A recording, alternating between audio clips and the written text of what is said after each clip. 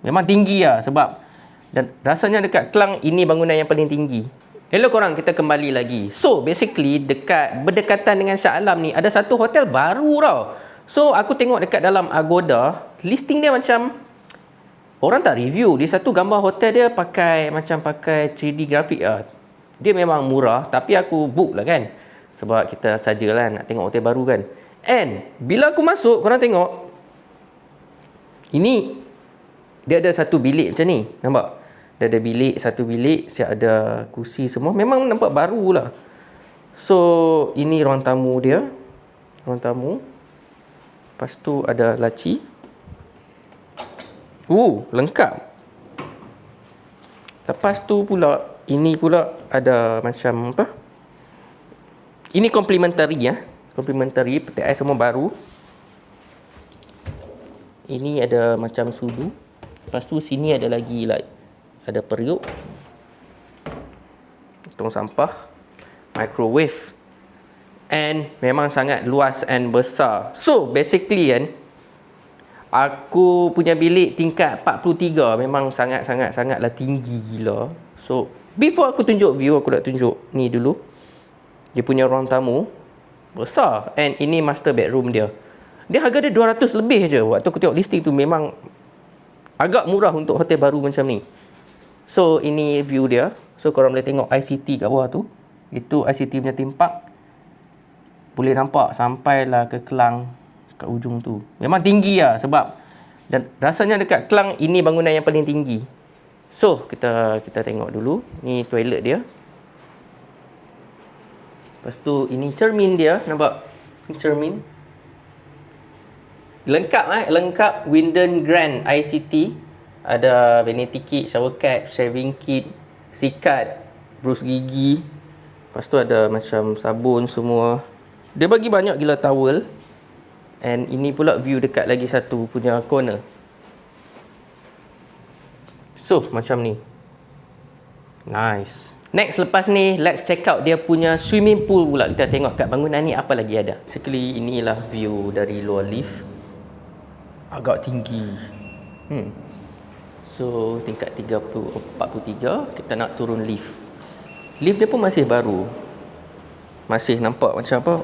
Habuk-habuk sikit lah. And kita nak pergi tingkat 11. Tingkat 11 ni ada everything lah. Okay, ini pula level 11. Kita ada playground, management office, food court, sport court.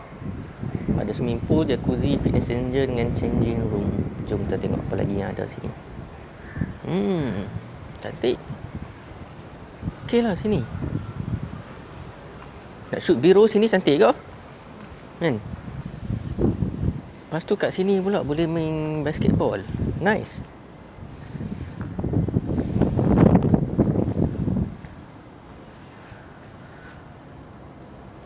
Okay lah, boleh lah petang-petang main kat sini kan. Yang ini dia punya swimming pool dia. Not bad, besar juga. Ada swimming pool budak-budak and ada infinity pool kat sana. Lepas tu kat sini pula ada macam area pokok-pokok. Actually sebelah belakang tu ICT, iCentral ICT tau. Ni ada macam jacuzzi kat sini. Kecil lah. Yang baru apa? Ya ke? Kan ni tu budak. Jacuzzi tu nampak macam biji-biji tu. Cuma dia orang tak on je. Cuma hotel ni masih baru lagi, baru sangat-sangat. Okey, yang ni pula kat dalam gym dia. Semua masih baru lagi. Masih terlalu kosong actually sini. Yang ni pula tempat budak-budak main lah. Ada playground kat belakang ni. Ini dalam lift dia. So bilik guest 43 sampai 55, tinggi. Resident tingkat 12 sampai 42. Playground ini 11 tadi. Kapak, lobby dan kapak. Okay, so basically sekarang kita nak pergi nak cari makan. Sebab hotel ni masih terlalu baru. So kebetulan mall belakang ni je. Mall ICT kat sini. And kat sini ada macam ini Doubletree Hilton dengan Menara Maybank. So inilah keadaan dia. Kalau kita tengok masih baru. So, kita pergi cari makan dulu. Let's go. Okay, maka berakhirlah kita punya tour. Basically, hotel ni masih baru. Nama dia Wyndham Grand ICT. Bila tengok dekat dalam TikTok pun tak ada siapa buat video lagi. Aku rasa aku first kalau video ni release. So, macam ni lah. Macam biasa, stay tuned for more vlog.